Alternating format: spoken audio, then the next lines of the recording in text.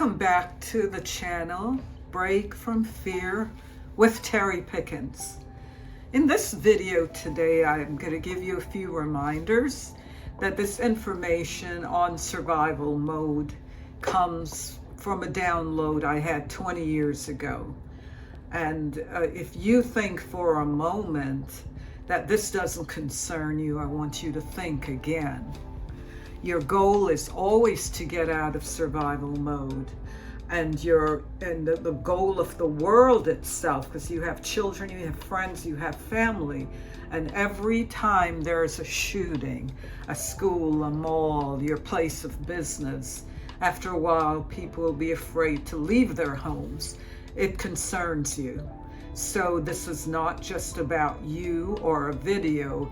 It's really about a problem that exists in the world when we fail to protect little children while they're primal. It's easy for them to go into survival mode.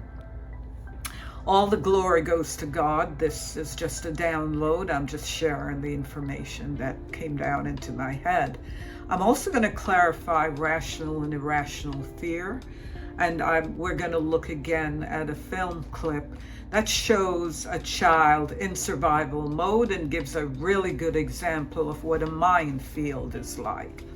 So rational fear is when something true happens. So if it's corporal punishment, that is rational. It's something that's happening that creates fear in a child. And as a reminder, children go into this survival mode because they don't yet have reason. Once you have reasoning, you can justify things that happen to you, and you can dismiss it. When you're primal or a young age, you're not able to do this. So in the film clip, there is a little girl walking home from school. She sees a pair of shoes at her doorstep, and you could see the fear and the angst and the anxiety that covers her. Your question may be, is she going into survival mode or is she in survival mode? The answer is she's already in survival mode. And how do we know that? Well, she would not react the way she is reacting to the shoes if this were the first time she came home and there were shoes. Or maybe this is her stepfather, and it's very possible that this person could be a nice person. So there would be no need for her to fear seeing the shoes, but obviously from her reaction, this is a fearful reaction. So she has had the experience before and she is in survival mode. How about her mom? The mother just left for work. Her mother can't protect her, and why is that? Because in the sympathetic system, I fight, flight, or freeze. The mother is in freeze. The minefield has created a freeze response from the mom.